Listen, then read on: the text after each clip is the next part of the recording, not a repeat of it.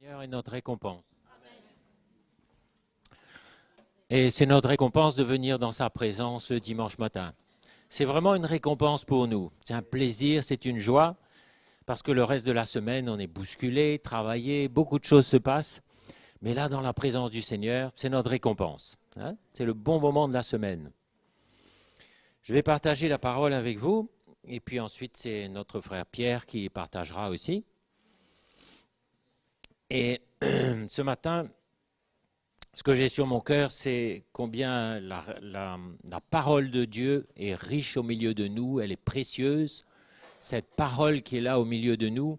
Et je réalisais les jours derniers que chaque fois que mon cœur a tendance à dévier, à s'égarer, chaque fois, c'est cette parole qui a été plantée en nous qui me remet sur les rails. Chaque fois, cette parole qui a été plantée en nous a le pouvoir de me remettre sur le bon chemin.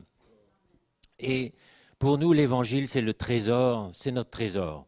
La parole que nous avons entendue, l'évangile qui est prêché dans l'église aujourd'hui, c'est un trésor. Vous savez, le frère Mickey nous encourage souvent à être amoureux de la parole. Vous avez entendu dire ça? C'est-à-dire, alors qu'est-ce que c'est que la parole? Est-ce que c'est juste ce qui est écrit dans la Bible? On sait beaucoup plus que ça. Déjà, ce qui est écrit dans la Bible, on le sait, a été entièrement inspiré par l'Esprit de Dieu, bien sûr. La parole elle-même nous dit que toute parole, toute écriture est inspirée de Dieu et utile pour enseigner, pour convaincre, pour reprendre et pour instruire, afin que l'homme de Dieu soit parfaitement accompli. L'homme de Dieu, c'est le frère, c'est la sœur aussi. Donc toute l'écriture est inspirée de Dieu, mais il ne faudrait pas qu'on tombe dans le piège, bien sûr, de décortiquer les points-virgules, les tirets, qu'est-ce que ça veut dire, le grec, etc. Il y a des frères et des sœurs, oui, dans l'Église, dont c'est la fonction, c'est leur appel, d'aller fouiller un petit peu plus pour approfondir ce qu'il y a dans la parole de Dieu. Mais nous, je crois que le Seigneur nous encourage à rester simples et à saisir le cœur de Dieu à travers ce qui est prêché dans l'Église. La parole, c'est ce qui est écrit, mais ce qui est prêché dans l'Église, c'est ce que le Seigneur a révélé. Vous savez, cet évangile a été caché aux yeux des hommes pendant des siècles, caché, volontairement. Et il est révélé aujourd'hui par la révélation qui vient directement du cœur de Dieu. Et ce que nous devons saisir, c'est ce qu'il y a dans le cœur de Dieu à travers les Écritures. Et cette parole a été plantée en nous. Et vous savez, on a vraiment besoin de l'écouter, mais de la mettre en pratique aussi. On va lire dans Jacques. Est-ce que vous pouvez ouvrir dans Jacques, chapitre 1, verset 20? Parce qu'il y a deux manières d'écouter. On peut écouter, et puis on peut écouter aussi et mettre en pratique. On peut entendre d'une oreille un peu distraite, on peut même faire la sourde oreille, mais on peut être de ceux qui ont de l'oreille pour entendre. Vous savez, le Seigneur dit souvent que celui qui a de l'oreille pour entendre, qu'il entende. Donc il y a deux façons d'entendre, on discerne. On se rend compte qu'il y a deux manières d'entendre. Verset 21. C'est pourquoi, rejetant toute souillure et tout débordement de méchanceté, recevez avec douceur la parole qui a été plantée en vous et qui peut sauver vos âmes. Donc cette parole, elle a été plantée en nous. C'est comme une semence. Ça pousse, ça germe, ça produit des fruits. Et chaque fois que notre cœur est enclin à s'écarter, cette parole-là a le pouvoir de nous remettre sur les rails. Mettez en pratique la parole et ne vous bornez pas à l'écouter en vous trompant vous-même par de faux raisonnements. Voilà où je voulais en venir. C'est-à-dire qu'on peut très bien avoir entendu la parole et fouler la grâce de Dieu aux pieds ensuite parce qu'on a entendu, on sait, on est éclairé, mais quand le moment du test vient, quand la difficulté vient, on oublie parce qu'on a envie d'oublier. Et ce sont nous les premières victimes parce que finalement on se prive de la grâce de Dieu. Finalement on était encore esclave de quelque chose là où le Seigneur aurait dû nous délivrer depuis longtemps. On est encore en train de lutter alors qu'on devrait être libre. Moi ça m'a frappé les temps derniers d'entendre cette parole qui nous disait « mais peut-être tu es captif de non-pardon, captif de je ne sais pas quoi depuis des années, mais tu peux être libre maintenant, tout de suite. » Et je me disais, mais attends, je ne comprends pas.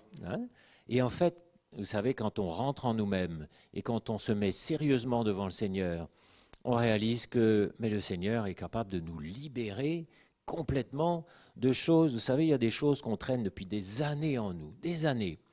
Moi, j'ai expérimenté sur un point bien précis, récemment encore, une chose qui était dans ma vie, que je traînais. Je me disais, ben, c'est comme ça restera comme ça.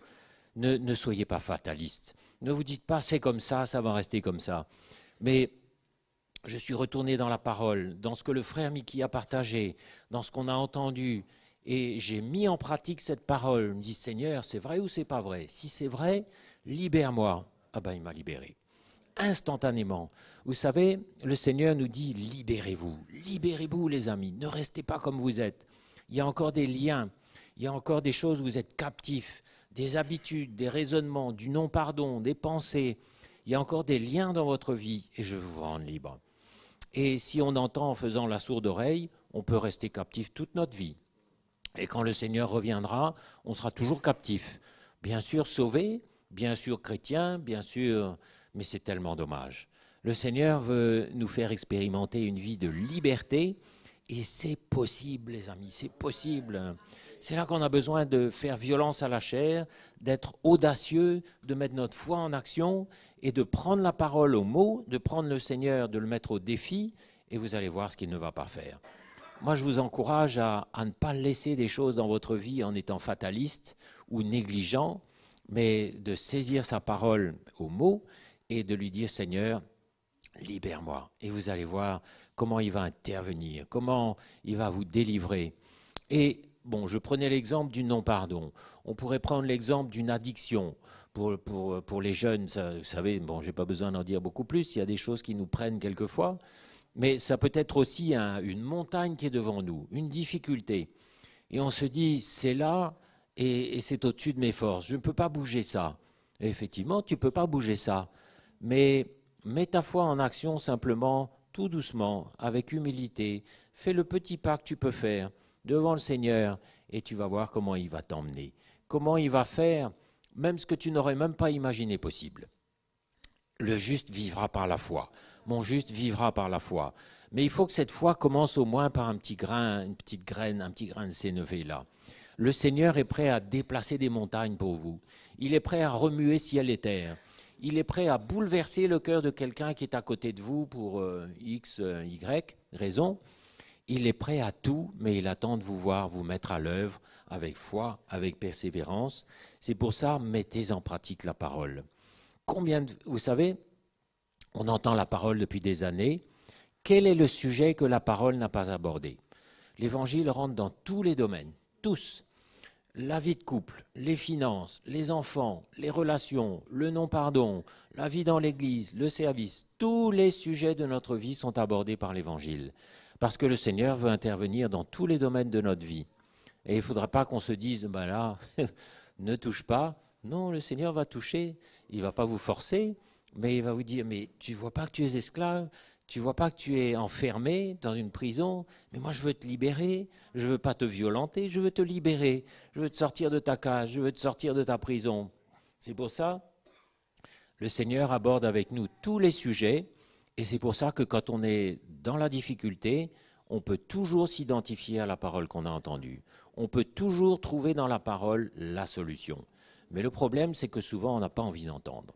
On n'a pas envie parce que on est, vous savez, la propre justice, c'est fort en nous. On estime, par exemple, qu'on a été victime d'une injustice et on ne veut pas en démordre. On dit, ah non, alors ce serait trop facile. On ne veut pas démordre de là. Ou alors, on couvre un petit peu. Ou alors, on manque de foi. On se dit, non, là, vraiment, ça, c'est... Vous savez, il y a une grosse différence entre être résigné et prendre sa croix. L'attitude est la même, hein, on supporte. Mais il y en a un qui subit et l'autre, au contraire, qui prend sa croix de la bonne façon. Celui qui subit, il avale sans digérer. Il avale, oui, mais il ne digère pas. C'est toujours là. C'est toujours sur son estomac. Et à un moment, il va recracher. C'est-à-dire qu'il va exploser, il y a de l'amertume qui est là, qui n'est pas traitée. Et à un moment quelconque, dans une situation, ça va ressortir. Il est infecté, empoisonné, et puis ça pollue sa vie chrétienne. Ça le pollue dans sa vie, dans sa marche avec le Seigneur, ça le freine, ça nuit, c'est comme un bruit de fond, ça le gêne. et tôt ou tard, ça va ressortir. Donc ça, c'est celui qui subit, et il a un langage, hein, il vous dit, ben non, moi je prends ma croix, je supporte. Non, tu supportes pas, tu prends pas ta croix, tu subis. Et de la mauvaise façon. L'autre, au contraire, il prend sa croix et il plonge dans la parole. Et il se dit, j'ai entendu le frère Mickey partager là-dessus. Et de deux choses l'une, ou c'est vrai ou c'est pas vrai. Mais moi, je crois que c'est vrai, parce que la parole de Dieu est vraie. Et ce que j'ai entendu, ça a le pouvoir de me sortir de ma cage et de me libérer. Ça a le pouvoir de transformer ma vie. Et si je considère cette parole que j'ai entendue dans ce domaine précis-là, eh bien là, il se passe une chose, c'est que je deviens libre. Instantanément, je deviens libre. Vous savez, c'est puissant la parole de Dieu et le Seigneur lui-même est puissant. Et quand vous prenez votre croix vraiment de la bonne façon, eh bien, le Seigneur a le pouvoir de vous libérer, de briser un lien, de casser une chaîne, de trancher un lien. Il a le pouvoir de vous rendre libre et vous le sentez. Hein, quand on est libre, on n'est plus en train de supporter avec larmes, on n'est plus en train d'avoir une boule sur l'estomac, mais on sait quand on est libre, on est vraiment libéré. Peut-être on avait de la colère contre X ou Y, on avait du non-pardon contre notre mari, notre femme, contre je ne sais pas qui, mais ou alors on avait une situation de tension et de conflit avec quelqu'un. Vous savez, c'est pas facile, hein, la vie entre les frères et les sœurs, c'est pas toujours facile, parce que le Seigneur nous a placés là avec des caractères complètement différents, et quelquefois ça coince un peu, mais il ne faut pas rester avec ça. Et j'ai entendu, moi, clairement, une prédication du frère Mickey qui traite cette situation du conflit, et le Seigneur nous dit, sors du conflit, humilie-toi, reconnais simplement que c'est toi le problème. Ça, c'est une clé. Ça, vous pouvez expérimenter couramment, mais c'est tellement fort en nous de dire, il est comme ça, elle est comme ça, et puis ça ne changera pas. Mais toi, sors du conflit, deviens libre, et là, vous expérimentez alors la paix, vous expérimentez la liberté, vous n'êtes plus dans le conflit et vous grandissez. Et en plus, vous allez voir que le Seigneur intervient. Il va mettre sa paix dans votre cœur, vous allez ressentir cette fois-là qu'il est avec vous, alors qu'avant, il était... Vous savez, le Seigneur peut nous résister aussi. Il est capable de nous résister parce que notre attitude n'est pas bonne. Mais dès lors qu'on rectifie notre attitude en disant « Seigneur, c'est moi le problème », pardonne-moi mon caractère, je suis comme ça, pardonne-moi, je ne veux pas voir ses torts à lui, je veux voir les miens, c'est moi le problème, change-moi. Là, la main de Dieu intervient. Vous sentez qu'elle vous approuve, vous sentez que la piste à nouveau est balisée, le chemin est éclairé, vous pouvez avancer, il est avec vous. Et il commence à changer des choses. Peut-être il va changer l'autre, bon attention, hein, c'est pas ça qu'on espère, mais ça peut être aussi un fruit. Il va changer les attitudes de celui avec qui vous étiez en conflit. Vous allez voir une réconciliation. Vous allez voir que l'atmosphère va complètement changer dans cette relation, que des choses nouvelles vont prendre place, une harmonie, une joie. Vous-même, vous allez oublier le passé et vous allez être dans la victoire. Mes frères et sœurs, la parole de Dieu traite toutes les situations où vous êtes aujourd'hui. Vous êtes aujourd'hui dans une situation de difficulté, de conflit, de manque de foi, de non-pardon, de je ne sais pas quoi. Il y a immanquablement une parole de Dieu pour vous. Et mon encouragement, c'est de retourner à cette parole en disant, Seigneur, je veux te mettre à l'épreuve. Vous savez, le Seigneur lui-même nous dit, mettez-moi à l'épreuve. Seigneur, je veux prendre ta parole au mot et devenir libre. Et à un moment, on se dit, j'en ai marre d'être comme ça, d'être esclave, c'est fatigant. Et quelquefois aussi, on se dit, ben oui, c'est vrai, le Seigneur va me libérer dans X temps, dans X années. Mais quand on raisonne comme ça, c'est pas le cœur de Dieu. Le Seigneur, il veut te libérer, mais là, maintenant, qu'est-ce qui gêne? Qu'est-ce qui empêche si ce n'est toi? Le Seigneur, mes frères et sœurs, veut qu'on soit libre. Libre de tout. Rien ne doit être un frein, un lien ou quoi que ce soit. Mais c'est pour ça qu'on nous dit, recevez avec douceur la parole qui a été plantée en vous et qui peut sauver vos âmes. Hein, ce n'est pas juste du confort, là. Il s'agit de notre salut. Et il ne faut pas trop jouer avec certaines choses trop longtemps parce que, attention, ça peut être une occasion de chute pour nous demain. Vous savez, les gros problèmes, ça commence toujours petit. Toujours. Quand Caïn a commencé à gâter son cœur, ça avait commencé depuis bien longtemps. Il avait de la jalousie contre son frère. Il était dans l'insécurité. Il préparait une offrande parce qu'il aimait l'Éternel quand même.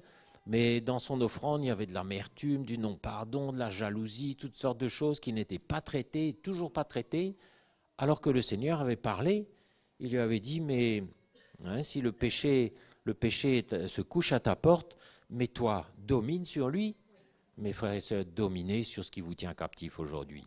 Car celui qui est captif, vous savez, chacun est captif de ce qui a dominé sur lui, de ce qui a pris le pouvoir sur lui. Ne laissez pas un lien dominer sur vous. Ne laissez pas une addiction dominer sur vous. Ne laissez pas du non-pardon, ne laissez rien du tout s'installer dans votre vie quand vous savez que ce n'est pas du Seigneur. Le Seigneur est capable de vous libérer de n'importe quoi, de vous rendre libre et de faire de vous quelqu'un qui a la paix dans son cœur, qui grandit, qui a l'approbation de Dieu, et de faire de nous vraiment une créature nouvelle. Créature nouvelle, elle n'a plus de passé, elle n'a absolument plus de passé, elle ne se souvient plus. Le Seigneur veut être comme ça, il ne se souvient plus. Il me dit, je ne me souviendrai plus de vos iniquités. Ouais. Donc, faisons bien la différence entre celui qui subit et celui qui prend sa croix. Celui qui prend sa croix, il souffre au moment où il s'humilie. Sa chair souffre au moment où il s'humilie, parce que là, la chair est crucifiée.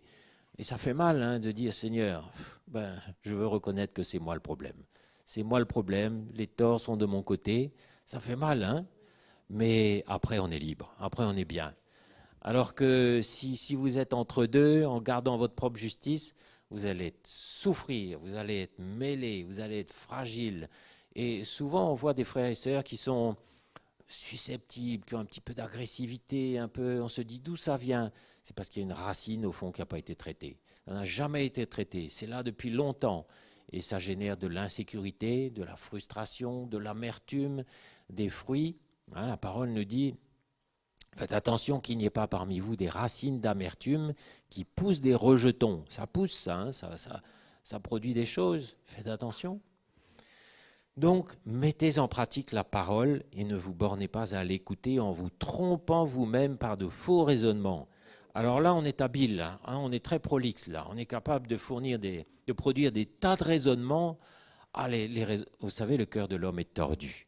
Le cœur de l'homme est tortueux et il est méchant. Jérémie Guédisa. Et c'est vrai, hein, combien on est capable de produire des faux raisonnements et de croire que c'est vrai finalement. Et puis, alors que la parole de Dieu nous dit clairement, mais non, c'est pas comme ça du tout. Et le perdant, c'est toujours nous. C'est ça qui est dommage. Mes frères et sœurs, le Seigneur veut vous libérer. Et il faut qu'il puisse vous libérer, parce que quand il va commencer à agir, à bouger dans une grande dimension, qu'il va vouloir vous utiliser, ben si vous avez des racines d'amertume dans votre cœur, si vous n'êtes pas tout à fait clair, qu'est-ce qu'il va pouvoir faire avec nous, hein? Ça va être bien difficile. Mais un frère ou une sœur qui est clair, il n'y a plus rien, plus de contentieux, plus de choses pas traitées, ben là il va vous dire, va, allez, je t'envoie. Et le Seigneur veut vous envoyer, hein, et ça va être notre gloire, notre joie de pouvoir partir avec un cœur clair, en disant, ben, j'ai fait ce qu'il fallait, je suis clair, on sait quand on est clair, hein, on sait quand on a fait ce qu'il faut. Et notre joie, ça va être de pouvoir regarder tout le monde en face, même ceux qui sont les plus différents, avec un regard clair, transparent, en se disant, j'ai rien contre lui, j'ai rien contre personne. Et ça nous donne un petit peu aussi la mesure de ce que c'est que l'amour véritable. Vous savez, on dit souvent, j'aime un tel, j'aime une telle, j'aime, d'accord. Moi, je crois que la véritable mesure de l'amour qu'on peut donner, c'est jusqu'à quel point on a souffert pour l'autre. Si ça vous a coûté quelque chose d'aimer quelqu'un, si vous avez passé par des moments où vous avez avalé de la bonne façon, vous vous êtes tu, vous avez supporté, vous avez patienté, vous avez souffert aussi parce que son caractère n'était pas facile, il vous a malmené, mais vous avez traversé tout ça avec un bon cœur. Là, vous pourrez dire, oui, vraiment, je l'aime. Je l'aime comme le Seigneur aime. J'ai supporté de la bonne façon, j'ai pardonné. Là, on peut dire vraiment j'aime.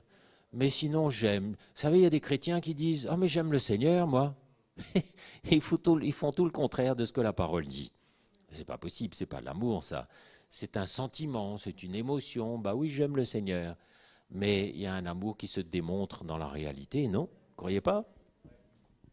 Donc, si quelqu'un écoute la parole et ne la met pas en pratique, verset 23, il est semblable à un homme qui regarde dans un miroir son visage naturel et qui, après s'être regardé, s'en va et il oublie aussitôt comment il était. Donc le dimanche, j'entends la parole, c'est clair, c'est précis, c'est moi, je vois ma photo dans un miroir, là, mon image, et puis le lundi matin, alors, changement. Personnage complètement différent, j'ai oublié, parce que ça m'arrange aussi d'oublier, parce que la parole que j'ai entendue, vous savez, quand on est tous ensemble, il y a une atmosphère de foi, de grâce qui est là, et vraiment on est de bonne foi, on se dit Seigneur je veux, et puis le lundi on est tout seul, c'est un peu plus difficile. Mais est-ce que c'est impossible? Non, moi je ne crois pas. Il suffit de donner le premier coup de pioche dans la montagne, de faire le premier pas, et le Seigneur fait tout le reste. Vous savez, la vraie foi, je crois, est teintée toujours d'humilité. Hein, ce n'est pas une foi triomphante où vous savez, comme on avait autrefois, cette foi triomphante, pleine d'une assurance charnelle. Non, c'est une foi bien humble où on fait le petit pas, le premier pas, avec beaucoup d'humilité en disant Seigneur, pardonne-moi, je veux faire ce premier pas et je suis sûr que tu vas faire le reste. Et là, le Seigneur va vous étonner. Il va non seulement faire ce que vous lui demandez, mais il va faire plus lui. Moi, je ne vais pas vous donner un exemple concret, mais parce que ce sera un peu long, mais récemment encore, j'ai demandé au Seigneur, aide-moi, bien humblement, dans une situation concrète de la vie. Mais il a fait tellement plus que j'ai failli tomber à la renverse quand j'ai vu. Puis je dis, bah, ça, alors je n'en demandais pas tant, je ne te demandais pas ça, Seigneur. Et j'étais comblé, j'étais reconnaissant, et je sentais le cœur, le Seigneur vous aime, et il veut faire plus que ce que vous demandez. Et si vous fatiguez, vous savez, quelquefois j'entends des frères et sœurs qui disent, ben, je crie, ben, alors tu cries et il ne répond pas, mais c'est que tu t'y prends mal. Hein, et dis au Seigneur, pardonne-moi, je m'y prends mal, montre-moi. Et vous allez voir que le Seigneur vous aime comme un parent aime ses enfants. Il vous aime et il veut vous combler, il veut vous donner le meilleur. Et il veut vous donner ça en plus encore, et encore ça. Et il veut vous combler d'une mesure que vous ne pouvez pas imaginer. Mais mettez en pratique la parole. Quand vous entendez, ne soyez pas oublieux. Quand vous avez vu votre visage le dimanche, humiliez-vous profondément. Faites violence à la chair. Renoncez à vous-même, à vos droits, et vous allez voir ce qu'il ne va pas faire. Mais, verset 25, celui qui aura plongé les regards dans la loi parfaite, la loi de liberté, voyez la liberté, la loi de la liberté. Le Seigneur veut qu'on soit libre, lui, il ne veut pas nous fatiguer, nous mettre en procès, et qui aura persévéré. Donc il faut un peu de persévérance. La réponse ne va pas venir le lendemain, peut-être, ni le surlendemain, mais ce sera peut-être la semaine prochaine, la semaine d'après. Celui qui aura persévéré, n'étant pas un auditeur oublieux, mais se mettant à l'œuvre, celui-là sera heureux dans son activité. Moi, j'ai envie d'être heureux. Vous avez envie d'être heureux, vous? Ah, le Seigneur veut un peuple heureux et un peuple libre. C'est ça notre appel, libre et heureux. J'ai plus de passé, plus de fin d'eau, j'ai rien contre personne. Vous savez, moi, avec l'âge, je perds la mémoire de plus en plus, et quelquefois, c'est bon. Et on me dit quelquefois, mais tu te souviens pas, je t'avais dit. Ah ben, excuse-moi, j'avais complètement oublié. Quelquefois, c'est un peu gênant aussi, mais on a besoin d'oublier le passé. Hein. Vous savez, quand on a un cœur large, cœur libre, on ne s'embarrasse pas avec mais il m'a dit, il avait fait, il a dit, etc. Non, nous, on oublie le passé, on est libre, libre et heureux. Voilà le programme du Seigneur. Quelqu'un qui est libre et heureux, le Seigneur peut l'envoyer. Allez, va communiquer la bonne nouvelle. Le Seigneur m'a libéré, il a coupé mes liens. J'étais enchaîné par je ne sais pas quoi, maintenant je suis libre, il n'y a plus rien qui me gêne. Bon, ça, c'est une bonne nouvelle. Vous savez, ça va en libérer plus d'un. Et quand vous allez aller, là où il vous enverra dans des choses préparées d'avance. Le Seigneur allait toujours dans des choses préparées d'avance. Son Père avait préparé un plan pour lui. Et quand il a envoyé ses disciples détacher un ânon dont il avait besoin, ben, l'ânon était là, effectivement, et le propriétaire a dit oui tout de suite. Donc quand vous irez, et il a dit aussi, il y a une chambre haute là, allez-y, préparez le repas. Le Seigneur a tout préparé d'avance pour vous, et il va vous envoyer auprès de gens qu'il a préparés, des armes qu'il a préparées. Vous serez peut-être déconcerté par les apparences. Oui, mais il n'a pas reçu ce que je lui ai dit. Mais faites confiance au Seigneur, que là où il vous envoie, c'est la bonne chose. C'est ce qu'il a préparé. Il a préparé quelque chose, et vous allez voir, vous verrez les fruits. Hein? Ça vous réjouit un peu? Ça vous soulage? Moi, je crois que le Seigneur veut enlever des tonnes de notre cœur, des liens, des choses, des trucs. le Seigneur nous dit, aujourd'hui tu peux être libre, aujourd'hui. Ben, c'est une bonne nouvelle, non? Voilà, allez, on va aller voir un petit peu plus loin. On va prendre un autre passage, puis après je passerai la parole à mon frère Pierre. 2 Timothée,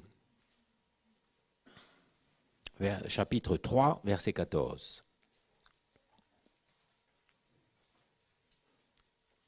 On va aller au verset 16 déjà. 2 Timothée 3, verset 16. Toute écriture est inspirée de Dieu et utile pour enseigner, pour convaincre, pour corriger, pour instruire dans la justice, afin que l'homme de Dieu soit accompli et propre à toute bonne œuvre. Vous voyez, c'est ce qu'on disait tout à l'heure. Donc la parole de Dieu, elle est multi-usage. Elle fait beaucoup de choses. Elle nous enseigne, elle nous instruit, elle nous corrige, elle nous établit, elle nous convainc aussi. Vous voyez, la conviction qui vient par le Saint-Esprit, et c'est une parole qui est vivante. Une parole qui est... Alors que si on prend la lettre au contraire, et qu'on se borne à la compréhension de la lettre, on va tuer. Parce que la lettre tue. Et vous savez, il y a beaucoup, même dans le monde chrétien, de gens qui ne comprennent pas le sens des Écritures, qui n'ont pas été engendrés dans l'esprit de l'Évangile, qui n'ont pas été renouvelés dans l'esprit de leur intelligence, et qui prennent tout à la lettre. Ils disent, mais c'est écrit, il faut que les femmes soient voilées dans le royaume de Dieu. Pourquoi les femmes ne sont pas voilées chez vous? Ah ben, si les femmes sont voilées pour marquer la soumission qui est dans leur cœur, ben moi, il faut que j'ai 2 galons sur l'épaulette pour montrer que je suis un ancien, alors. Hein, c'est pareil. Et puis, il faut un uniforme, et puis on peut aller loin comme ça. Hein. Mais la soumission, la soumission, elle est dans le cœur. La croix, elle est dans notre cœur. La position, il n'y a pas de position. Il y a juste une place, il y a une onction où le Seigneur nous a mis et il a prévu qu'on fonctionne là. Et il ne s'est pas trompé, hein. Il a mis chacun à son poste. Et il va placer chacun à son poste. Et souvent, on a envie de se retirer parce qu'on se trouve incapable. Mais le Seigneur me dit, mais ça n'a rien à voir avec tes capacités, ça a à voir avec mon appel. Je t'ai appelé, je vais t'équiper, ne t'occupe pas du reste, fonce, c'est à moi. Toute écriture est inspirée de Dieu, utile pour enseigner, pour convaincre, pour corriger, pour instruire dans la justice. Et le résultat, c'est que nous serons accomplis et propres à toute bonne œuvre. Accomplis, finalement, ça veut dire dans une maturité. Et c'est le seul vrai évangile qui peut nous emmener dans la maturité. Les autres vont faire de nous des croyants. Un croyant, c'est faible. Oui, je crois en Dieu. Oui, je crois en Jésus. Je suis sauvé. C'est faible. Mais quelqu'un qui est dans la maturité, c'est quelqu'un qui connaît son Dieu. Et quand le test vient, quand Goliath est là, il n'a pas peur. Il me dit, ce bonhomme-là, il ne me fait pas peur. Moi, j'ai juste une fronde, mais je n'ai pas peur, j'y vais, parce que je sais ce que je transporte. Quelqu'un qui connaît son Dieu, qui ne se laisse pas décourager par les apparences. Peu m'importe l'apparence, moi, je sais ce que je transporte. Hein? Accompli et propre à toute bonne œuvre. Les bonnes œuvres dont le Seigneur, dont on parlait tout à l'heure, et qu'il a préparées pour nous. Et maintenant, on revient au verset 14, un petit peu juste 2 versets avant, verset 14. Toi, demeure dans les choses que tu as apprises et reconnues certaines, sachant de qui tu les as apprises. Dès ton enfance, tu connais les saintes lettres qui peuvent te rendre sage à salut par la foi en Jésus-Christ. Demeure dans les choses que tu as apprises. Mes frères et sœurs, nous savons de qui nous avons reçu l'évangile. Vous savez, hein, de qui vous avez reçu cet évangile. Et la parole nous dit, demeure dans ces choses-là. Ne va pas chercher ailleurs. L'ennemi va toujours essayer de nous faire croire que dans le pré du voisin, l'herbe est plus verte. Qu'il y a peut-être quelque chose là. Et moi, je vois le mouvement se dessiner un petit peu. Un conférencier qui vient, qui nous envoie un mail, une invitation. Puis c'est intéressant. Mais non, c'est bien, tu vas voir, c'est intéressant. Il va toujours essayer de nous tenter, de nous séduire, nous faire miroiter quelque chose.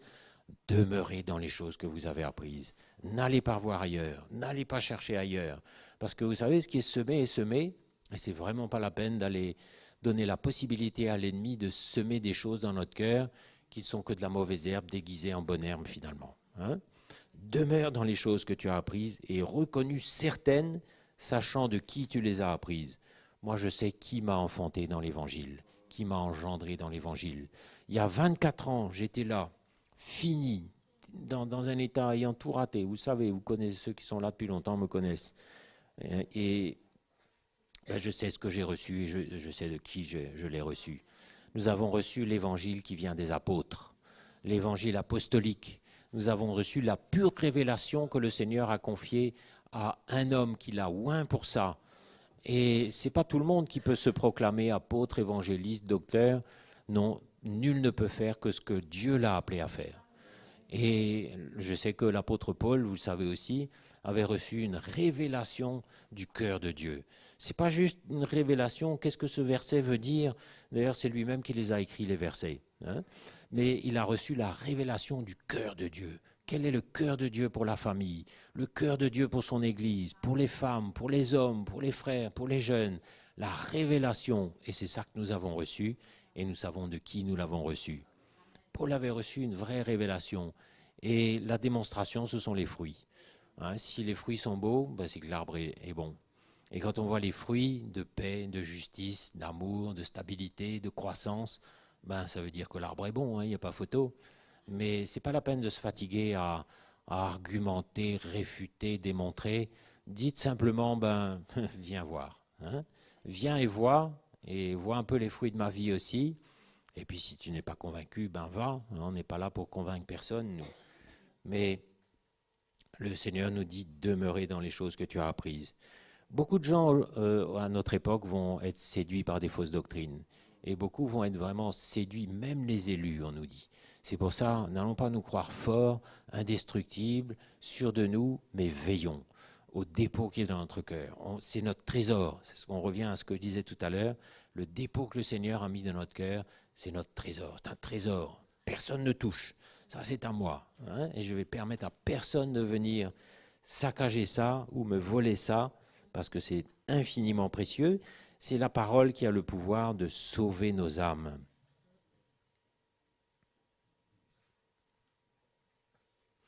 Et voilà ce que Jésus disait aux Juifs qui étaient autour de lui. Je lis pour vous, « Je sais que vous êtes de la postérité d'Abraham, mais vous cherchez à me faire mourir parce que ma parole ne pénètre pas en vous. » Voilà.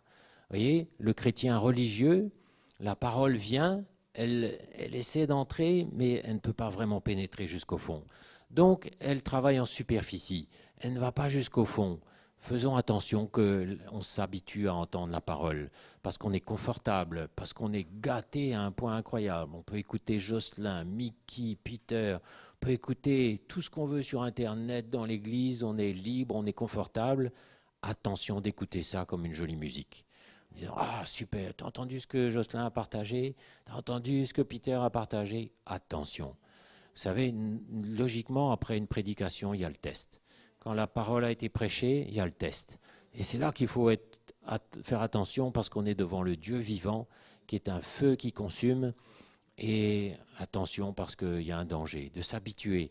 Et n'allons pas dire, ah bah oui, mais eux, ce sont les juifs, ce sont les pharisiens. Je ne suis pas un pharisien. On peut devenir un pharisien. Il faut faire très attention.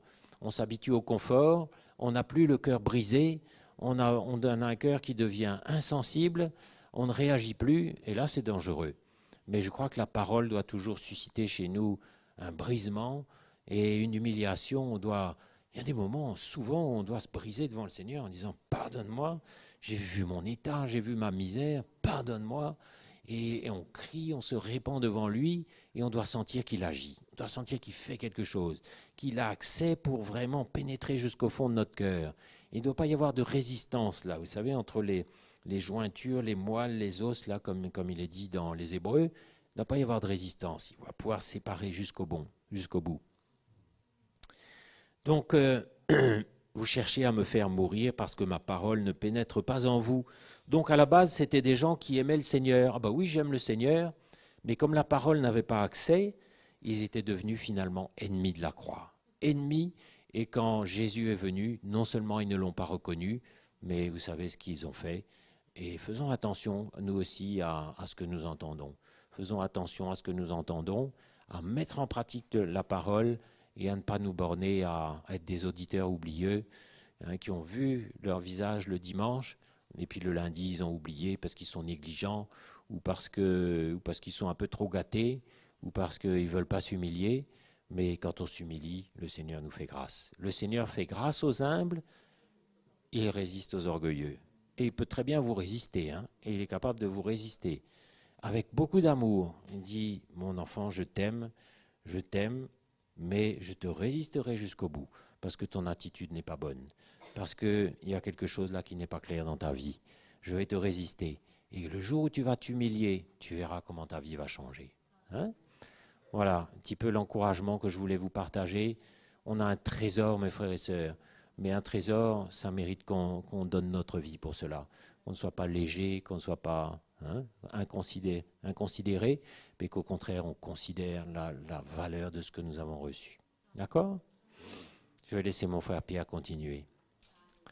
Viens, mon frère.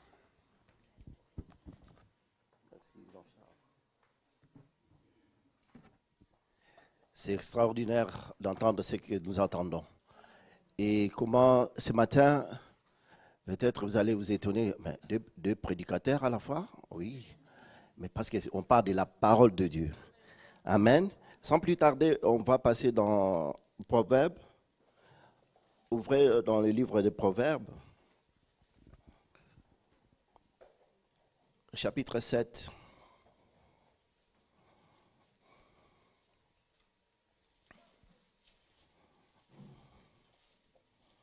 Au premier verset.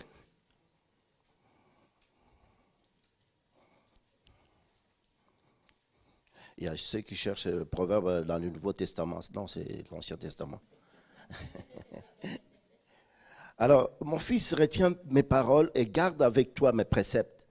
Observe mes préceptes et tu vivras. Garde mes enseignements comme la prunelle de tes yeux. Lis-le sur tes doigts, écris-le sur la table de ton cœur. Vous pouvez continuer. La lecture, elle est longue, mais en entendant Jean-Charles ce matin, en écoutant cette parole, j'ai dit, mais c'est ça, c'est que le Seigneur attend de chacun de nous. Ici, il ne parle pas seulement aux fils, tu peux mettre la fille pour des sœurs qui sont là, et comment le Seigneur, cette parole nous concerne nous tous. C'est que nous puissions veiller sur cette parole, veiller sur ce que nous entendons. Veillez sur ce que le Seigneur dit. Comment on peut s'habituer facilement à la parole de Dieu. On peut commencer à dire, ah mais ce verset, oh ce chapitre, oh telle chose, mais je connais ces passages. Et on s'habitue comme ça, on devient religieux. Mais moi je crois le cœur du Seigneur ce matin, et il veut vraiment que chacun de nous puisse prendre au sérieux notre salut, parce qu'on ne peut pas continuer à jouer à l'église. Et comment c'est important notre salut, il a payé à la croix pour nous sauver. Il a payé un grand prix, il a donné sa vie. Et ce matin, en lisant ces passages, moi, le Seigneur m'avait mis dans mon cœur ces versets.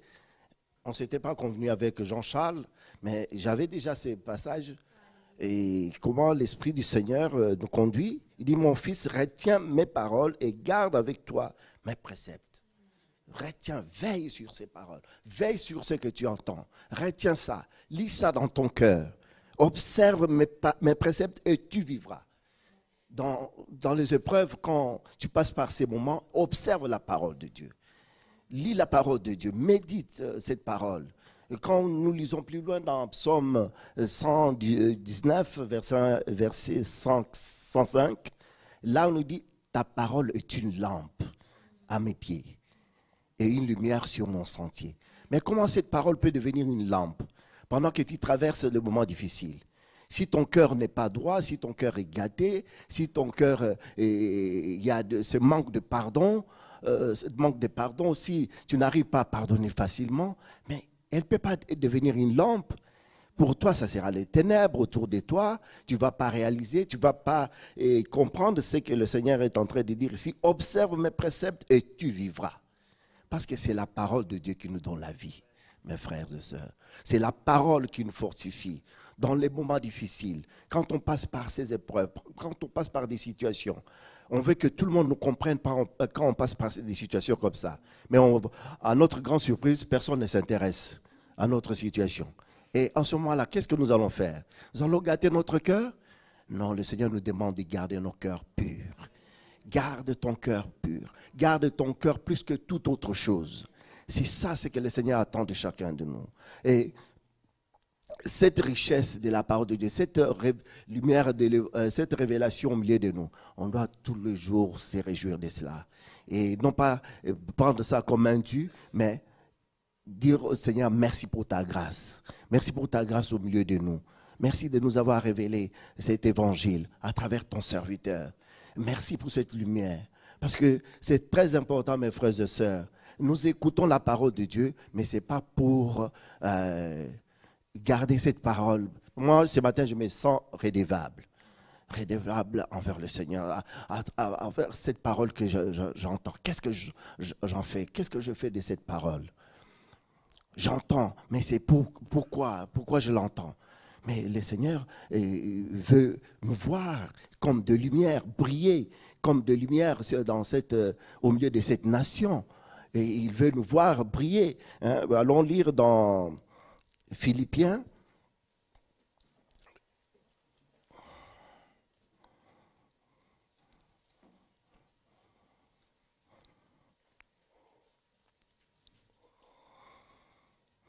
Philippiens chapitre 2, verset 12.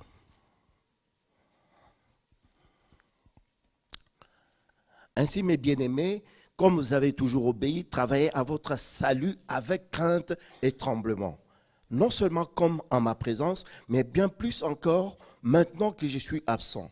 Car c'est Dieu qui produit en vous les vouloir et les faire, selon son bon plaisir. Faites toutes choses sans murmure, ni hésitation, afin que vous soyez irréprochables et purs, des enfants de Dieu irrépréhensibles au milieu d'une génération perverse et corrompue, parmi laquelle vous brillez comme des flambeaux dans le monde, portant la parole de vie. Et je pourrais me glorifier au jour de Christ de n'avoir pas couru en vain, ni travaillé en vain. Et même si je sers des libations pour le sacrifice et pour le service de votre foi, je m'en réjouis et je me réjouis avec vous tous. Vous aussi, réjouissez-vous de même et réjouissez-vous avec moi. Mes frères et sœurs, ici, l'apôtre encourage ce peuple de Philippe. Cette parole, moi, je peux dire qu'elle est d'actualité aujourd'hui aussi. Ce matin même, pour nous, et comment l'apôtre nous encourage. Ainsi, mes bien-aimés, comme vous avez toujours obéi, travaillez à votre salut avec crainte et tremblement. Là, ce n'est pas pour nous faire peur, loin de là. Mais avec crainte et tremblement, c'est quoi? C'est-à-dire veiller sur cette parole. Veillez sur ce que nous avons reçu. Parce qu'il s'agit de notre salut. On ne vient pas jouer à l'église. On vient à l'église pour donner nos vies. Et ce matin, ça doit être clair pour chacun de nous. Je ne suis pas venu, peut-être on m'a invité ce matin. Non, mais je suis venu parce que Jésus m'aime. J'aime Jésus et je veux lui donner ma vie. C'est pour cela, avec cette crainte, avec ces tremblements, le Seigneur a payé un grand prix, mes frères et sœurs. Il a payé, il a donné sa vie pour nous sauver. Et comment moi, je ne dois pas négliger la parole de Dieu ce matin. Je dois considérer ce que le Seigneur veut mettre dans mon cœur. Et ce que le Seigneur attend de moi, c'est de lui donner encore ma vie. Et ici, l'apôtre qui voulait montrer aux Philippiens comment il doit se comporter. Quelle attitude qu'on peut avoir devant le Seigneur. Lui-même qui était le modèle, parce que dites-vous que quand Paul écrivait cette épître, c'était dans les épreuves. Les autres disent que c'était pendant qu'il était en prison. Ce n'était pas un moment de réjouissance. Mais regardez, même dans cette situation, il était en train d'encourager, de fortifier encore. C'est le même cœur que le Seigneur nous demande d'avoir. Dans les moments difficiles, qu'on ait la force et le courage d'encourager, d'exhorter. Amen. Là où on était dans Jacques, je crois toujours au premier chapitre, il y a un verset qui dit que, frères, regardez comme un sujet de joie, les épreuves dans lesquelles... Vous croyez pour voir ça, comme un sujet de joie, les épreuves dans lesquelles vous traversez, ce n'est pas donné à tout le monde ça. Quand on n'a pas un cœur pur, parce que dites-vous que quand vous traversez ce moment-là, votre cœur vous amène dans des raisonnements. Vous voyez, et tu es même dans cette situation, mais regarde, tel ne t'a même pas demandé comment tu vas, et tel ne t'a même pas appelé, donc, beaucoup de choses. Mais ici, l'apôtre dit, mais réjouissez-vous. Regardez ça comme un sujet de joie. Mais ça, c'est une œuvre, ça, qui doit se faire dans notre cœur, à travers la parole de Dieu. Si on ne lit pas cette parole comme quelqu'un, comme Jean-Charles vous a parlé ce matin, comme quelqu'un qui regarde seulement dans un miroir et après il oublie, mais si on retient, comme on a entendu ce matin dans Proverbe, on doit retenir, on doit veiller sur ce que nous entendons, parce que nous sommes là et c'est bien de dire tel a bien prêché, mais les épreuves après, en sortant d'ici, on va passer par les épreuves. Qu'est-ce qu'on va dire encore? J'avais écouté un bon message où on va gâter son cœur. Qu'est-ce qu'on va dire? Seigneur, ne me connais pas, le Seigneur ne m'entend pas. Or, le Seigneur entend tout le monde. Le Seigneur nous aime, mes frères et sœurs. C'est pour cela, ici, l'apôtre exhorte les Philippiens et dit, mais vous travaillez avec tremblement et avec crainte et tremblement à votre salut. Travaillez avec crainte et tremblement. Ne vous laissez pas conduire ou borner par des faux raisonnements, mais travaillez avec tremblement. Qu'est-ce qu'il voulait dire par là? Vous êtes au milieu d'une mauvaise génération, au milieu d'une génération corrompue. Aujourd'hui, nous vivons au milieu d'une génération qui appelle mal bien et bien mal. Là, dernièrement, j'ai entendu, ils ont condamné une ancienne ministre parce qu'il a dit que l'homosexualité est une abomination. Elle est condamnée pour ça. Mais vous savez, on arrive à cette époque-là où l'Église même sera persécutée. Qu'est-ce qu'on va faire? On va se cacher? Non, on va briller. C'est comme des flambeaux. C'est-à-dire, nous allons parler de Jésus, nous allons témoigner Christ, nous allons témoigner ce que nous vivons. On ne va pas se cacher. Hein? On ne va pas se cacher. Donc c'est le moment où chacun de nous doit se réveiller, prendre ses responsabilités, dire Seigneur, je ne veux pas rester comme un enfant, mais je vais grandir. Parce que c'est à travers des situations, à travers des épreuves comme ça, que la maturité vient. Et c'est ce que le Seigneur veut voir en nous. Grandir, avoir la maturité. Et on devient mature comme ça, mais ce n'est pas quelque chose qu'on peut fabriquer. C'est comme Jean-Charles l'a dit tout à l'heure, on peut avaler, on peut faire semblant d'avaler, mais ça reste là. Mais à un moment donné, ça va sortir. Ça va sortir parce que tu n'as pas digéré. Mais quand tu acceptes, tu dis Seigneur, j'accepte de mourir. J'accepte de relâcher cette situation. Je pardonne. Seigneur, c'est dur, mais si c'était toi à ma place, tu allais pardonner. Moi aussi, je pardonne. Mais ça ne vient pas comme ça. Ce n'est pas quelque chose qu'on peut fabriquer. Il y a un chemin, mes frères.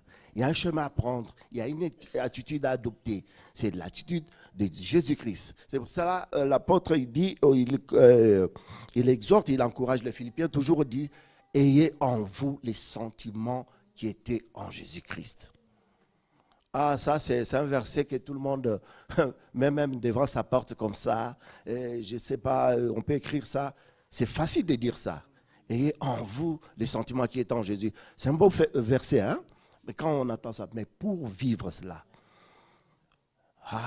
il faut une œuvre profonde.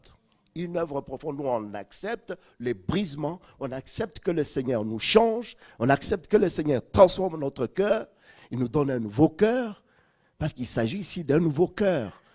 Hein, qui ôte ce cœur de pierre, ce cœur dur, ce cœur qui ne tolère rien, qui ne pardonne pas, et qui ne s'humilie pas. Le Seigneur veut traiter ce cœur. Il va enlever ce cœur de pierre pour nous donner un cœur sensible, un cœur de chair, un cœur qui s'humilie. Hein. C'est pour cela que le Seigneur nous montre ici, toujours dans Philippiens, l'attitude du Seigneur. C'était une attitude d'humilité, de brisement. La Bible dit que, dans Philippiens, là, on a lu, quelque part, c'est écrit qu'il acceptait de s'humilier. Le Seigneur acceptait même de se dépouiller. Ce n'est pas donné. Et ça, c'est une œuvre qui doit se faire. Ce n'est pas juste de verser, mes frères. Nous sommes appelés à passer par là, à accepter de s'humilier, à accepter d'être dépouillés. Donc on peut venir là dimanche matin, on croit que non, c'est des slogans. On ne fait pas des slogans ici, c'est la vie. Il s'agit de notre salut. Il s'agit de notre salut. C'est pour cela l'apôtre, il encourage les Philippiens, il dit, comme nous ce matin, mais travaillez avec crainte et tremblement pour votre salut. Il s'agit ici de notre salut, mes frères et sœurs. Vous vivez au milieu d'une génération perverse et corrompue. Cette génération on voit des choses qui se passent. Le monde aujourd'hui nous fait miroiter de belles choses, surtout à la fin de l'année comme ça. Vous savez combien de chrétiens sont tentés? Il y a même ceux qui regrettent même dans leur cœur, mais pourquoi j'étais devenu chrétien? Parce qu'il y a tellement de belles choses. Mais c'est du mensonge, c'est le mensonge de l'ennemi. Il n'y a pas de belles choses dans le monde. Les belles choses, c'est dans le Seigneur. Tout ce qu'on voit là, c'est passager, c'est éphémère, ça va passer. Et tu vas voir, juste après le 25 décembre, tout le monde est triste. Ah oui. Tu vas voir le même cadeau là qu'on vous a donné le 24, le 25 se trouve sur Internet, déjà on les vend. Mais regardez comment les gens sont excités d'aller à gauche, à droite pour acheter des cadeaux, pour faire ça, pour ça. Non, c'est 24, toi tu seras où? Ah non, moi je serai là-bas. Ouh, calmez-vous. Nous sommes des chrétiens, nous sommes des enfants de Dieu. Revenons à la parole de Dieu. Retenons la parole de Dieu. Veillons sur ce que nous avons déjà entendu jusqu'à aujourd'hui. Hein? Depuis le jour de notre salut, depuis le jour où nous avons accepté le Seigneur, nous avons entendu beaucoup de choses. Il y a des gens, jusqu'à aujourd'hui, viennent toujours nous poser des questions. Mais qu'est-ce que tu en penses pour le Noël? Donc, il veut que je lui donne la réponse qu'il veut. Pourtant, il a déjà entendu parler de ces choses-là, que c'est une fête païenne, si je peux encore le dire aujourd'hui, à haute voix. Ça n'a rien à voir avec la chrétienté. C'est une fête païenne, Noël. Alors, ça ne nous concerne pas. On ne peut pas se conformer au monde. Hein?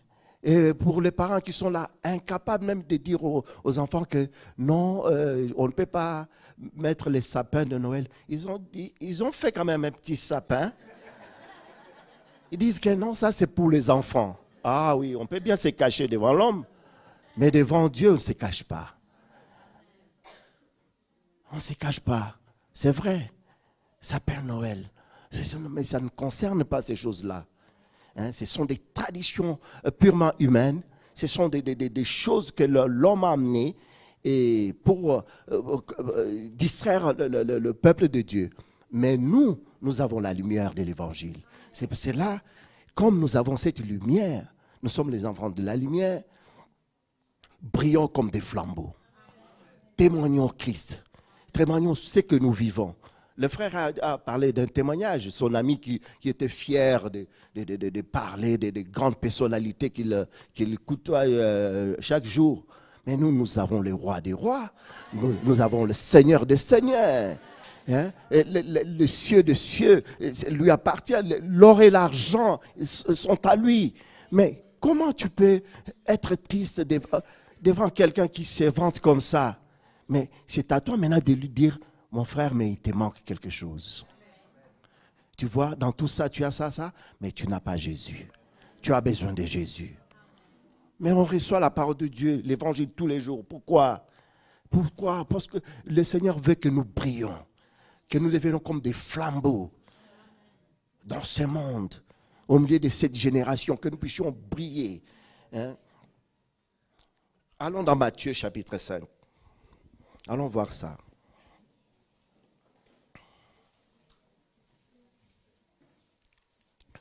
Vous connaissez les versets.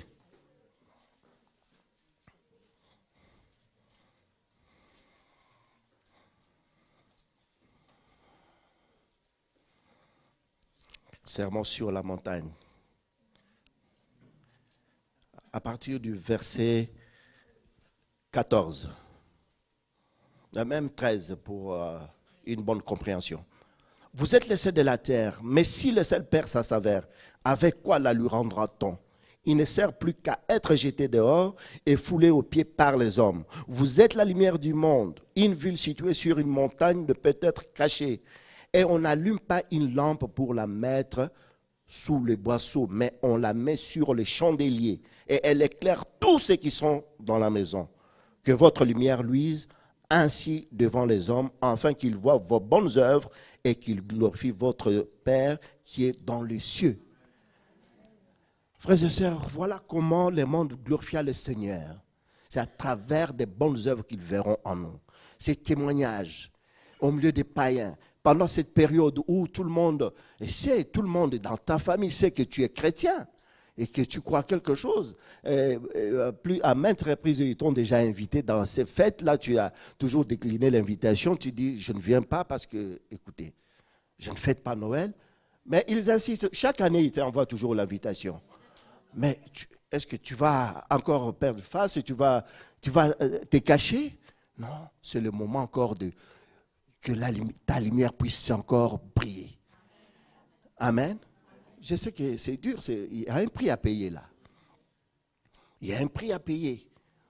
Ou bien je vais satisfaire mon entourage, ou bien je vais faire la volonté de l'homme et refuser de faire la volonté de Dieu.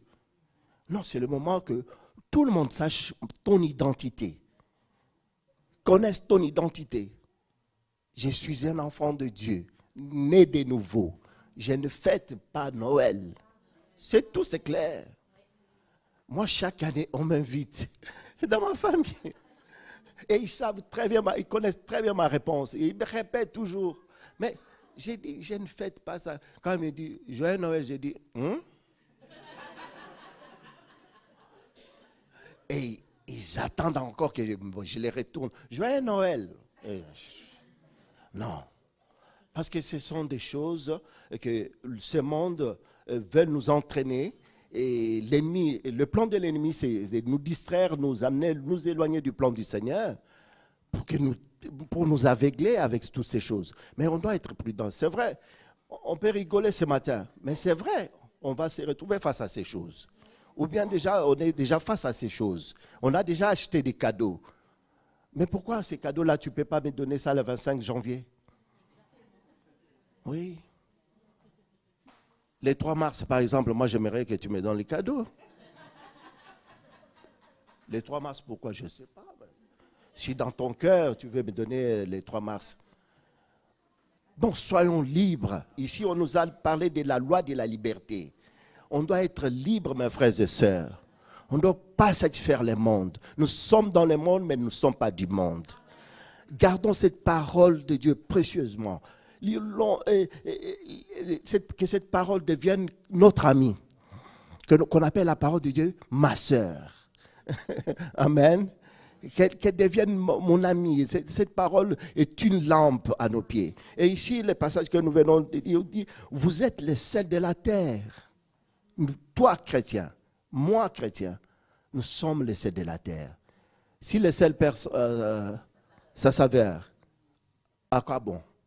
Elle sert à quoi? On jette. Avez-vous déjà goûté à ce sel qui n'a pas de saveur? Moi, j'ai déjà goûté, ça n'a pas de goût, c'est fade, c'est pas bon du tout. C'est pas le sel, ça. Et il y a des chrétiens aujourd'hui qui veulent devenir comme ce sel qui perd sa saveur.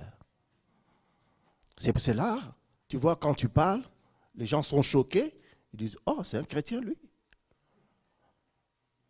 Ah, mais il est aussi avec nous dans ces choses.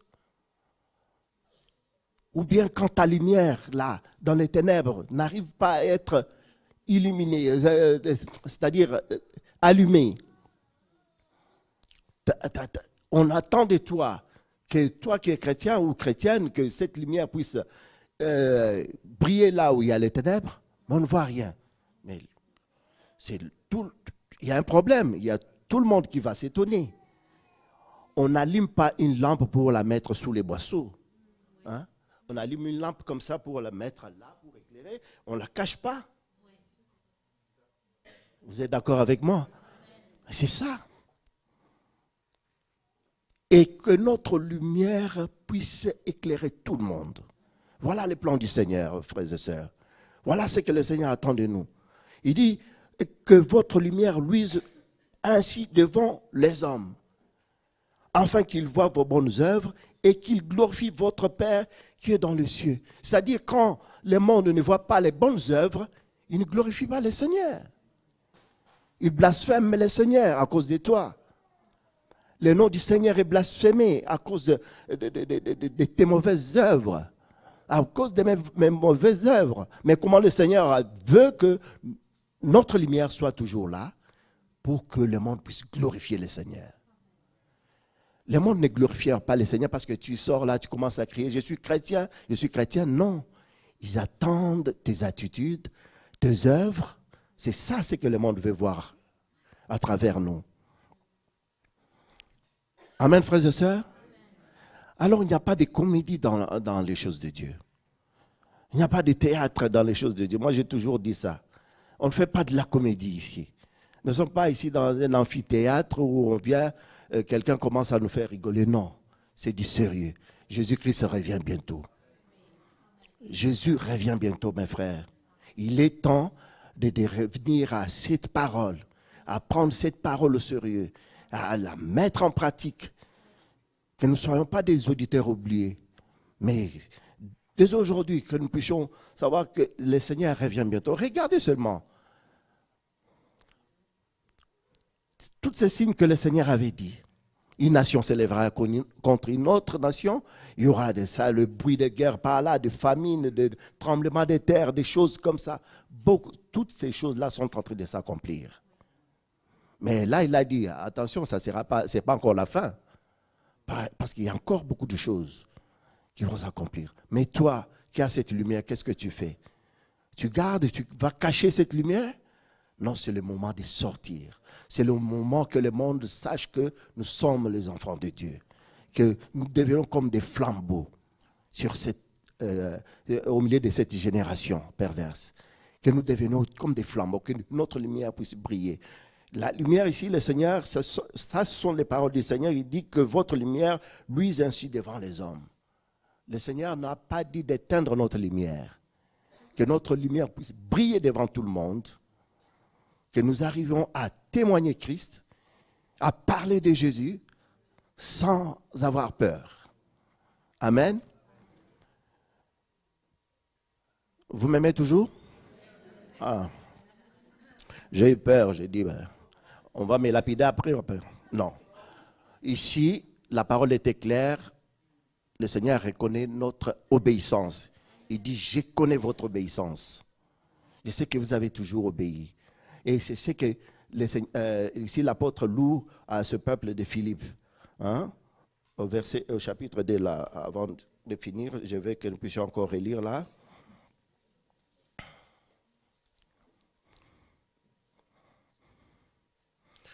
Verset 12, « Ainsi, mes bien-aimés, comme vous avez toujours obéi, travaillez à votre salut avec crainte et tremblement.